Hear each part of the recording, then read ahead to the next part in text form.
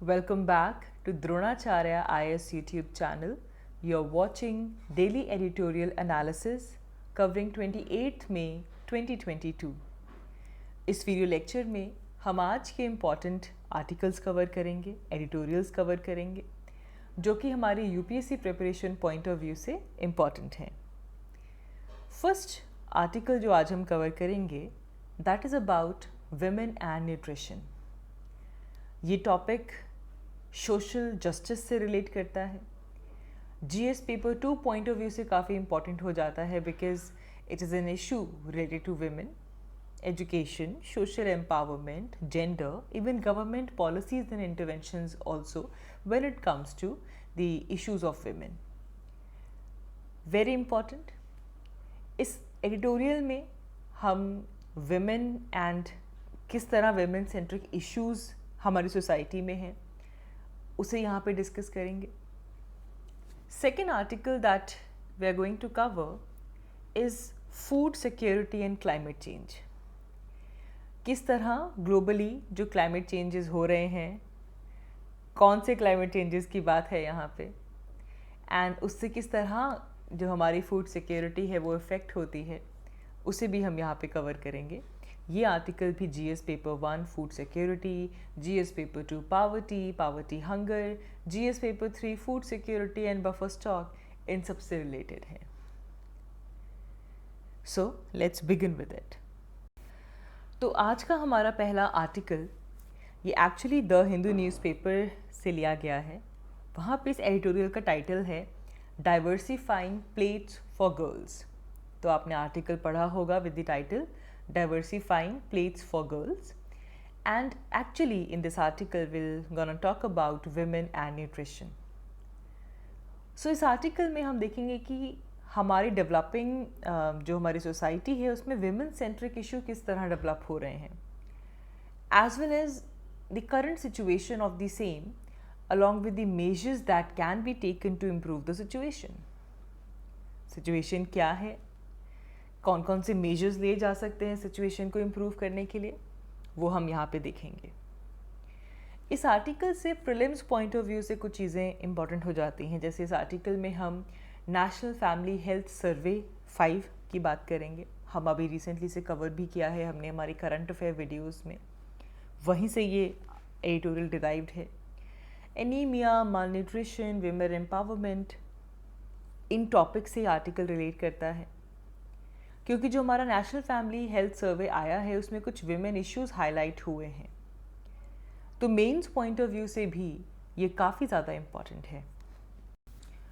So there are so many studies which shows that कि जो अडोलोसेंस हैं वो एक ऐसा फेज़ है जहाँ पे एक न्यूट्रिशनली डिमांडिंग फेज़ हमारी लाइफ का होता है। ऑल्दो चाहे हम बॉयज़ और गर्ल्स दोनों की ही बात करें तो दोनों के लिए ही जो न्यूट्रिशनली डिमांडिंग फेज़ रहता है, लेकिन गर्ल्स इस दौरान ज़्यादा इमोशनल चैलेंजेस फेस करती हैं। गर्ल्स की जो फिजियोलॉजिकल डिमांड है as compare to the boys इस फेज़ में कंपैरेटिवली ज़्यादा होती हैं, and therefore adolescent girls they need to require higher intake of macro as well as micro nutrients. तो बायोलॉजिकली दोनों ही जब एडोलेसेंस फेज़ आता है तो ये बॉय एंड गर्ल दोनों के लिए ही न्यूट्रिशनल डिमांडिंग फेज़ होता है, बट कंपेयर अगर हम करें तो गर्ल्स को यहाँ पे ज़्यादा फिजियोलॉजिकल डिमांड होती है as compare to the boys. लेकिन अगर हम हमारी सोसाइटी देखें तो ट्रेडिशनली वेमेन को डिस्क्रिमिनेट किया जाता है, they are excluded from the political and family related disease. Despite of their daily contribution to support their family, their opinions are rarely acknowledged and their rights are limited. And society, traditional society की अगर हम बात करें तो वो Indeed women जो right हैं, जो विमेंस के राइट हैं, उसे इतना रिकग्नाइज करती है। राइट टू पॉलिटिकल इन्वॉल्वमेंट हमारे पास होना चाहिए, फैमिली अलाउंस होना चाहिए to set up a business. Nevertheless अगर हम रूरल एरियाज़ की बात करें तो पावर्टी और लैक ऑफ इंफॉर्मेशन ये कुछ बड़े बैरियर हैं जो कि विमेन इंडिपेंडेंस, विमेन एम्पावरमेंट में हमें देखने के लिए मिलते हैं। तो अगर इस इशू को हम और डीप में लेकर जाएं तो सबसे पहले हमें पता होना चाहिए कि what are the issues which are related to women. तो सबसे बड़ा इशू तो आता है female infanticide and foeticide. World में इंडिया में सबसे ज़्यादा आपको हाईएस्ट रेट मिलेगा when it comes to female foeticide. And female foeticide की प्रेवलेंस इंडिया में ज़्यादा इसलिए है because we have a strong son preference कि सन होना चाहिए। Practice of dowry is there and एक ट्रेडिशन चलता हुआ आ रहा है that it's a patrilineal necessity of heir that you should have a son, जिसकी वजह से फीमेल फिटिसाइड इंडिया में आपको देखने के लिए मिलेगा। 2011 का जो सेंसस था इसमें lowest ever sex ratio record की गई है। अगर हम 0 to 6 years of age group देखें तो हमारे पास जो सेक्स रेशियो आई थी दैट वाज ऑफ 914, मतलब अगर 1000 बॉयज़ हैं तो उसके कंपैरिजन में 914 गर्ल्स हैं। अगर इसको हम नंबर्स में देखें तो this actually kind of shows that 3 million girls are missing. 2001 में 78.8 मिलियन गर्ल्स वर मिसिंग, 2011 में 75.8 मिलियन इज मिसिंग। तो female feticide, female infanticide, it's one of the important issue that is faced by women in the country. Another one is child marriage. At least every year 1.5 million girls under the age of 18 are married, जिसकी वजह से India becomes the home to the largest number of child brides in the world. All over the world जो third of the child marriages है वो India में होती हैं। And nearly 16% of the adolescent girls which are in the age of 15 to 19 they are currently married. However इस बार का हमारा जो नेशनल फैमिली हेल्थ सर्वे आया है उसमें ये हमें दिख रहा है कि जो चाइल्ड मैरिज है वो डिक्लाइन हुई है, मार्जिनली ही डिक्रीज हुई है पर डिक्लाइन हुई है। 2015-16 में ये 27% थी, 2019-20 में ये 23% पे आ चुकी है। तो अगर आपसे कोई प्रीलिम्स में ये क्वेश्चन पूछ ले तो आपको ट्रेंड पता होना चाहिए कि जो चाइल्ड मैरिज है वो डिक्लाइन हुई है, मार्जिनली ही सही बट डिक्लाइन आया है। Next comes education. See girls are in our traditional society encouraged and engaged more in the household work, जिसकी वजह से ये देखने के लिए मिलता है कि जो गर्ल्स हैं वो अपनी अर्ली स्कूलिंग की एज में ही ड्रॉप आउट कर देती हैं। The study by international centre for research on women, जिसमें देखा गया that girls out of the school are 3.4 times more likely to be married and और या फिर उनकी जो मैरिज है वो फिक्स हो चुकी है then the girls who are still in the school. तो ये एक बड़ा फैक्टर यहाँ पे आता है। देखो इससे किस पे इफेक्ट पड़ गया, एजुकेशन पे इफेक्ट पड़ गया क्योंकि स्कूल नहीं लग रहा है।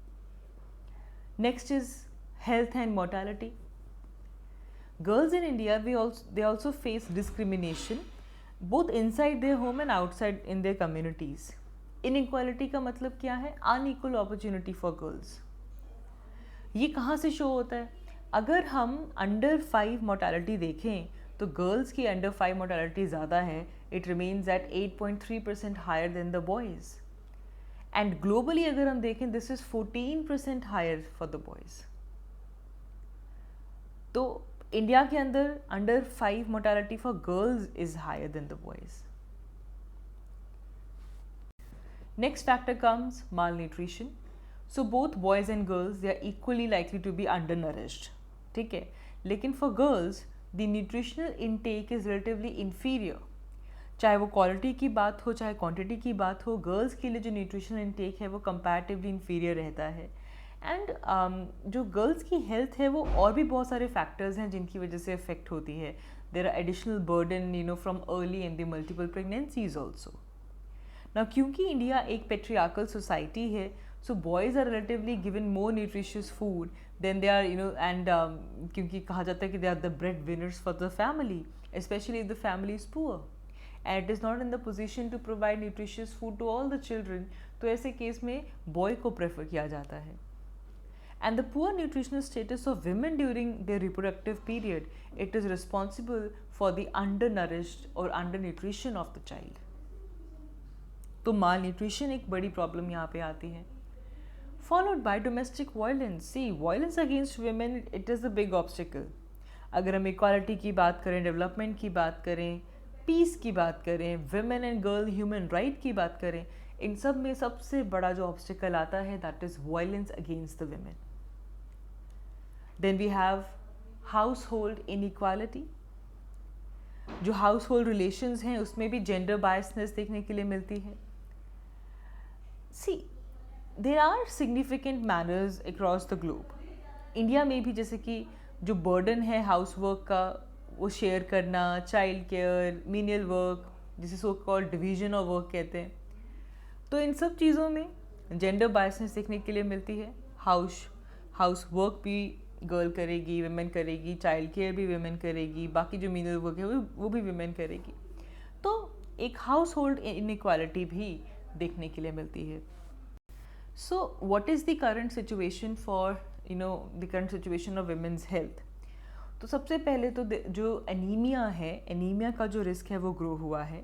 अगर हम नेशनल फैमिली हेल्थ सर्वे 5 का डाटा देखें तो अकॉर्डिंग टू दैट इंडिया में जो एडोलेसेंट गर्ल्स हैं उनमें एनीमिया की जो इंसिडेंस है वो इंक्रीज़ हुआ है बाय 5%. तो एनीमिया बढ़ चुका है.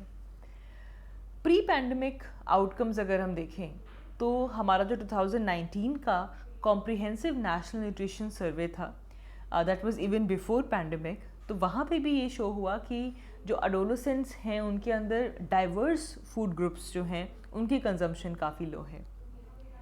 इसी को अगर हम पोस्ट पैंडमिक देखें तो क्योंकि कोविड-19 का इफ़ेक्ट हुआ तो उसने तो और डाइटरी डाइवर्सिटी को अफेक्ट कर दिया, specially in the case of women, adolescents and the children. Also अगर हम यहाँ पे Tata Cornell institute for agriculture and nutrition की स्टडी देखें तो इट सेज दैट कि जो विमेन का डाइटरी डाइवर्सिटी है वो कोविड के दौरान 42% डिक्लाइन हुआ है. मतलब they are consuming less fruits, vegetables, eggs, 42% decline आया है.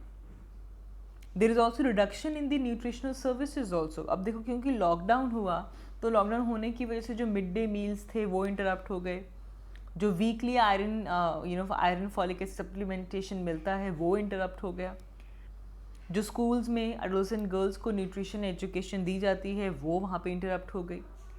तो ये सब कंपाउंड हो गए एंड इससे जो न्यूट्रिशनल सर्विसेज मिल रही हैं out of the school adolescent girls को, वो तो और भी ज़्यादा पुअर न्यूट्रिशन की तरफ और भी वल्नरेबल हो गए. Next comes the need for dietary diversity. See, adolescence is that window जहाँ पे जो डाइटरी डाइवर्सिटी है उसकी प्रैक्टिस को बिल्ड किया जा सकता है, जिससे कि जो न्यूट्रिशनल डेफिशिएंसीज हैं उनको करेक्ट किया जा सकता है. You can replenish the body with the much needed nutrients specially for girls. जो माइक्रोन्यूट्रिएंट डेफिशिएंसी है इसको हिडन हंगर कहते हैं.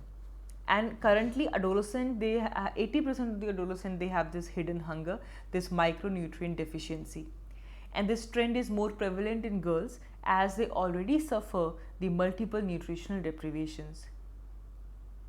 तो इसके लिए we need to strengthen some initiatives ताकि जो deficiencies हैं सिर्फ आयरन और फॉलिक एसिड की नहीं बल्कि vitamin B12, vitamin D, zinc, इन सब माइक्रोन्यूट्रिएंट्स की जो डेफिशिएंसी है उसे फुल अप किया जाए. उसको लेकर हमारे जो इनिशिएटिव्स हैं हमें इन्हें स्ट्रेंथन अप करना होगा. Then we need to know कि हमारा जो नेशनल फैमिली हेल्थ सर्वे आया है इसमें विमेन सेंट्रिक फाइंडिंग्स क्या रही हैं. तो जैसा कि हमने देखा कि अंडर एज मैरिजेस में जो नेशनल एवरेज है वो डिक्रीज़ हुआ है. अब हमारे पास before the age of 18 23.3% women ऐसी हैं जिनकी अंडर एज मैरिज हो रही है. इससे पहले हमारा जो 4th एडिशन था सर्वे का उसमें ये परसेंटेज 26 थी. तो फिगर डेफिनेटली डिक्लाइन हुआ है. मेन की अगर हम बात करें तो for men the under age marriage in the current 5th edition of the survey is 17%. And इससे पहले जो 4th एडिशन था इसमें भी हमारे पास जो परसेंटेज आई थी दैट वाज 20.3%. तो अंडर एज मैरिज चाहे हम मेन की बात करें, बॉयज़ की बात करें या गर्ल्स की बात करें, दोनों के लिए ही डिक्रीज़ हुआ है. लेकिन यहाँ पे एक और ट्रेंड आपको पता होना चाहिए कि जो हाईएस्ट सर्ज देखने के लिए मिला है, जो रेट इंक्रीज़ हुआ है अंडर एज मैरिजेस का, तो पंजाब, वेस्ट बंगाल, मणिपुर, त्रिपुरा, आसाम, ये ऐसी स्टेट्स हैं जहाँ पे अंडर एज मैरिजेस इंक्रीज़ हुई हैं।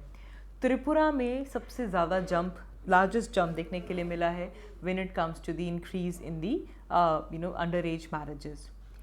Waste Bengal, Bihar, they are one of the states जहाँ पे अंडर एज मैरिज रहता ही है। लोएस्ट रेट अगर हम बात करें तो जम्मू एंड कश्मीर, लक्षद्वीप, लद्दाख, हिमाचल प्रदेश, गोवा, नागालैंड, केरला, पुडुचेरी, तमिलनाडु, ये वो स्टेट्स हैं जहाँ पे आपको lowest range of under age marriages देखने के लिए मिलती हैं। देन अगर हम यहाँ पे टीनेज प्रेगनेंसी की बात करें तो वो भी डिक्रीज़ हुआ है, 7.9% से 6.8% पे पहुँचा है। डोमेस्टिक वायलेंस भी ओवरऑल मार्जिनली डिक्रीज़ हुआ है। 2015-16 में 31.2% था, लेकिन 19 एंड 21 में 29.3% रह गया है। डोमेस्टिक वायलेंस कर्नाटका में हाईएस्ट है, 48%, followed by Bihar, Telangana, Manipur and Tamil Nadu. Women empowerment की बात करें तो देर आर मैनी इंडिकेटर्स जो कि ओवरऑल इम्प्रूवमेंट शो करते हैं all over the India level. काफ़ी सिग्निफिकेंट प्रोग्रेस देखने के लिए मिली है वी कंपेयर दी सर्वे। अगर हम देखें कि विमेन ने जो बैंक अकाउंट्स ओपन किए हैं तो 4th एडिशन में 53% विमेन के बैंक अकाउंट थे, लेकिन 5th एडिशन में 79% विमेन के बैंक अकाउंट हैं at all India level. And more than 70% of the women in each and every state they have operational bank accounts also। वही अगर यहाँ पे हम एनीमिया की बात करें तो जो एनीमिया का इंसिडेंस है वो थोड़ा वर्सन अप हुआ है। पहले 53.1% था जो कि अब 5th एडिशन में 57% हो गया है, इंक्रीज़ हुआ है। मेन के लिए भी एनीमिया वर्सन अप हुआ है फ्रॉम 22.7% टू 25%।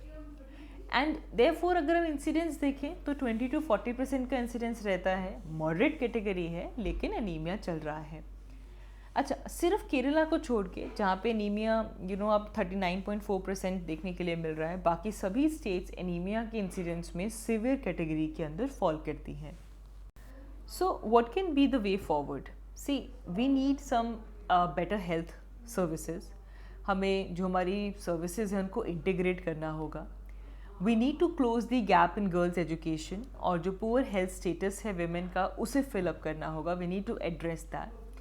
एंड जो करंट टाइम्स हैं दे शो कि we need some coordinated efforts for a health institutions, academia and other partners, and जिससे कि जो सर्विसेज हैं वो असेसिबल हो सके, अफोर्डेबल हो सके, एक्सेप्टेबल हो सके, एंड सो दैट वो लोग भी जो इसे अफोर्ड नहीं कर सकते उन सबके पास ये चीज़ें पहुँच सकें।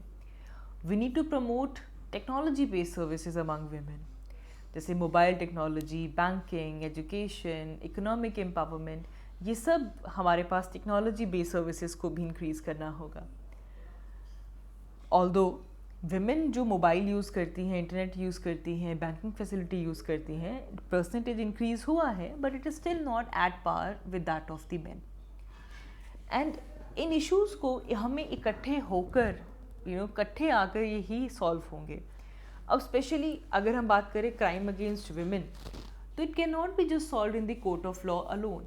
इसके लिए हमें एक कॉम्प्रिहेंसिव अप्रोच लेनी होगी। हमारी सोसाइटी का जो इकोसिस्टम है उसे चेंज करना होगा। आगे बढ़ते हैं।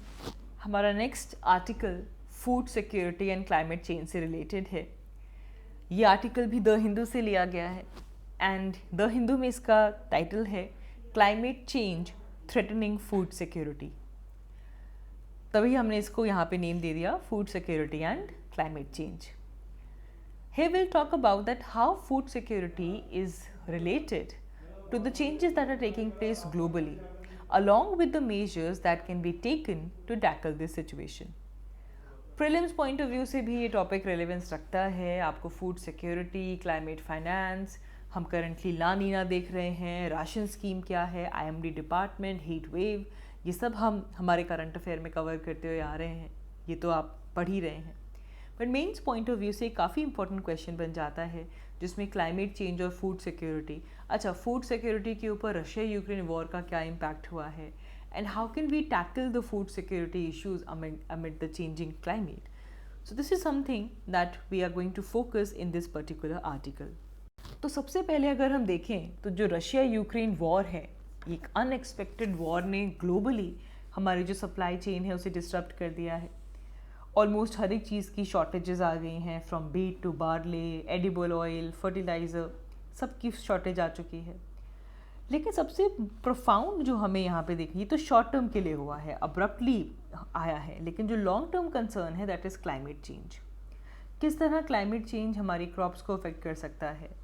टेम्परेचर इंक्रीज़ हो रहा है, ग्लोबल वार्मिंग हो रही है, इससे हमारी जो फूड सफिशिएंसी है, जो सेल्फ सफिशिएंसी है, वो किस तरह अफेक्ट होती है. वी ऑल्सो कैन सी कि जब कोविड-19 पैंडमिक आया तो जो पीपल की जो स्पेंडिंग पावर थी वो बहुत डिक्रीज़ हुई, एक्यूटली फॉल हुई, जिसकी वजह से जो हंगर है वो काफ़ी ज़्यादा ग्रो हुआ और ये जो सिचुएशन है वो काफ़ी डिस्ट्रेस में ऑलरेडी आ चुकी थी. एंड इसीलिए इस दौरान गवर्नमेंट ने जो फ्री राशन स्कीम है उसे एक्सटेंड किया टिल सितंबर 2022. लेकिन अब अगर हम लार्जर कैनवस पे देखें तो India is third biggest green house emitter and therefore one of the most vulnerable country to climate change.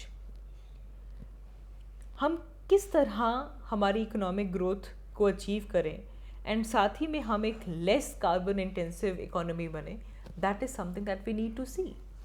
क्योंकि इकोनॉमिक ग्रोथ करते करते अगर हम ग्रीन हाउस गैसेज रिलीज़ कर रहे हैं तो अल्टीमेटली इस क्लाइमेट चेंज को सबसे ज़्यादा वल्नरेबल इंडिया हो जाता है, और किस तरह ये हमारी फूड सिक्योरिटी को अफेक्ट करेगा, ये एक यहाँ पे बड़ा चैलेंज है. So first of all you need to know कि how is climate change related to food security. तो there is a interlink between climate change and food security. Climate change अगर होगा, क्लाइमेट क्राइसिस अगर होगा, तो ये globally जो हमारे फूड सिस्टम है उसे इफेक्ट करेगा, वो चाहे प्रोडक्शन से लेकर कंजम्पशन तक हो.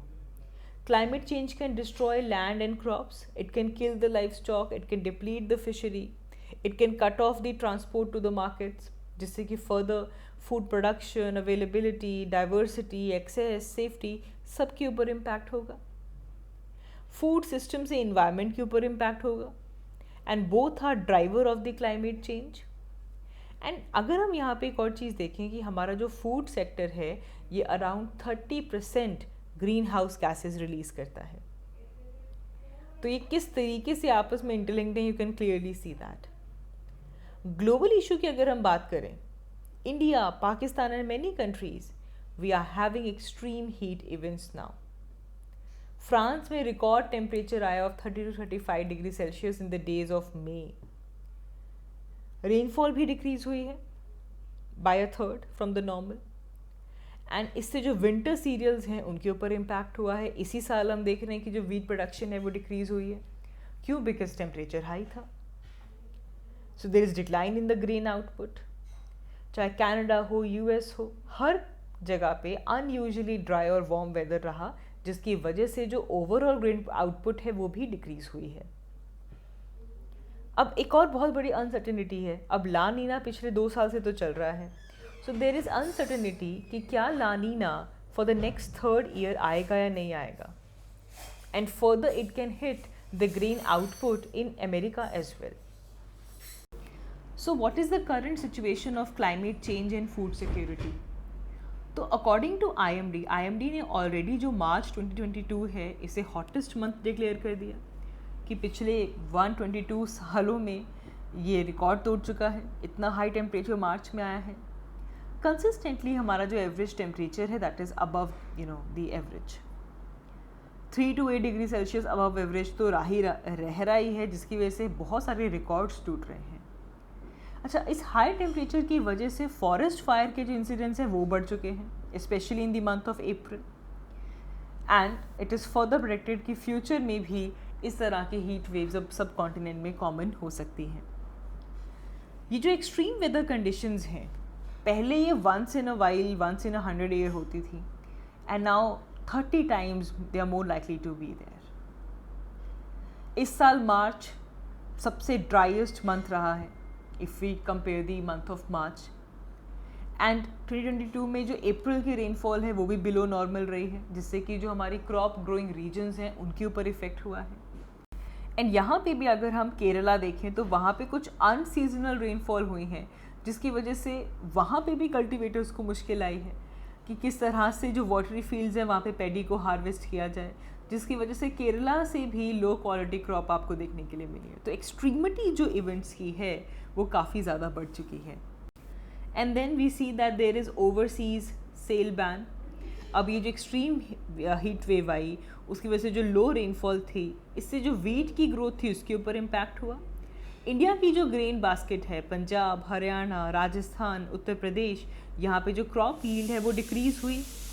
क्रॉप यील्ड कुछ 20% डिक्लाइन हुई एंड देयरफॉर अब गवर्नमेंट ने वीट के एक्सपोर्ट के ऊपर बैन लगा दिया एंड देयरफॉर वी सी की ओवरसीज़ सेल में बैन आ चुका है। अभी शुगर केन की बात भी हो रही है कि अब रिस्ट्रिक्शंस लगेंगी शुगर केन की एक्सपोर्ट के ऊपर भी। तो ओवरसीज सेल बैन हो रहा है because of all these events. ये तो क्लाइमेट चेंज की बात थी। इसके अलावा अगर हम शॉर्ट टर्म बात करें तो रशिया यूक्रेन वॉर का भी इम्पैक्ट फूड सिक्योरिटी के ऊपर पड़ा है। प्राइस इन्फ्लेशन देखने के लिए मिली है, हर एक चीज़ का जो प्राइस है वो इंक्रीज़ हुआ है। वीट, कॉर्न, बार्ले से लेकर fertiliser, fuel, everything has been increased. Fertiliser market के ऊपर इम्पैक्ट हुआ है क्योंकि स्पेशली बेलारूस जो कि रशिया का क्लोजेस्ट अलाई है वो पोटाश बेस्ड फर्टिलाइज़र का लीडिंग प्रोड्यूसर है। तो इन सैंक्शंस की वजह से पोटाश की जो सप्लाई आ रही थी उसके ऊपर भी इम्पैक्ट हुआ है। And then of course there is surge in the fuel prices that we are seeing, क्योंकि जो सप्लाई चेन्स हैं वो डिस्टर्ब हो गई हैं, specially for the crude oil. So lastly we should know that how can we ensure food security. Climate change के चलते हम फूड सिक्योरिटी किस तरह इंश्योर कर सकते हैं। सबसे पहले हमें टेक्नोलॉजी डेवलपमेंट पे काम करना होगा। न्यू सीड्स, न्यू टेक्नोलॉजी लेकर आनी होगी जिससे कि जो ग्रेन शॉर्टेज है वो उसकी प्रॉब्लम फिक्स हो सके, हम इरिगेशन कवरेज बढ़ा सकें और जो फर्टिलाइज़र्स हैं उनको हम और इफ़ेक्टिवली यूज़ करें and to manage the soil better. तो इससे हमारा जो एग्रीकल्चर है वो इकोनॉमिकली वाइबल और प्रॉफिटेबल हो सकता है। We need to build resilience for the poor as well. Adaptation and resilience building करनी होगी, specially for the vulnerable communities जो कि बहुत ही क्रिटिकल हो जाती हैं when it comes to food security. हमें एम्फेसिस देना होगा to supply urgency of scaling up the supply and action and support, चाहे वो फाइनेंस हो, कैपेसिटी बिल्डिंग हो, टेक्नोलॉजी ट्रांसफ़र हो, इन सब में हमें अब थोड़ा एम्फेसिस देना होगा। सस्टेनेबल फूड सिस्टम्स अचीव करने होंगे, हमें एक सस्टेनेबिलिटी लेकर आनी होगी in terms of production, value chain and consumption. Climate resilient cropping patterns को प्रमोट करना होगा। इससे पहले कि हम इनपुट सब्सिडीज़ दें, कैश ट्रांसफ़र करें, हमें क्लाइमेट रेजिलिएंट क्रॉपिंग पैटर्न जल्द से जल्द लेकर आने होंगे। देन एक मल्टी प्रोंग अप्रोच की ज़रूरत है for tackling the climate and hunger crisis. इसके लिए चाहे हमें क्लाइमेट रेजिलिएंट लाइवलीहुड्स क्रिएट करने होंगे, लाइवलीहुड्स जो ऑलरेडी हैं उनको प्रोटेक्ट करना होगा, इम्प्रूव करना होगा, specially for the vulnerable communities. We need to promote a resilient agriculture ताकि जो स्मॉल होल्डर फार्मर्स हैं उनके पास जो एक्सेस है फाइनेंस के लिए, इनोवेशन के लिए, वो बना रहे। क्लाइमेट इंफॉर्मेशन, प्रिपेयरनेस, ये सब हमें शेयर करना होगा। So it's a very big time that we need to address the link between food security and the climate risk. अब यहाँ पे इंडिया का रोल भी बहुत ह्यूज है क्योंकि जो फ़िलहाल जो पॉलिसी वर्क चल रहा है हमें उसको इस लाइन पे लेकर आना होगा, both at national level and state level, ताकि हमारे जो फूड सिस्टम है वो और इंक्लूसिव हो सके और सस्टेनेबल हो सके। हमें हमारे क्रॉपिंग पैटर्न को डाइवर्सिफाई करना होगा and more equal distribution of water हमें करनी होगी in all these cropping patterns, चाहे वो मिलेट्स हों, पल्सेस हों, ऑयल सीड्स हों, हॉर्टिकल्चर हों। And ultimately the solution is climate resilient agriculture. For that we will need some adaptation finances also. हमें climate finance को बढ़ाना होगा, specially for the developing countries. ये एक बड़ा वेलकम जेस्चर होगा। करंट जो क्लाइमेट फाइनेंस है दैट इज़ फॉर अडेप्टेशन, ये इनसफिशिएंट है। जिस तरह से हम क्लाइमेट चेंज के इम्पैक्ट्स देख रहे हैं, जिस तरह से ये वर्सन अप हो रहे हैं, तो जो करंट फाइनेंसेस हैं ये तो इनसफिशिएंट हैं। हमें और ज़्यादा फाइनेंस मोबिलाइजेशन करनी होगी ताकि हम हमारे जो क्लाइमेट प्लान्स हैं, जो अडेप्टेशंस हैं, उन्हें अचीव कर सकें। So that is all for this video. Thank you so much for watching. I will see you all in my next one. Thank you.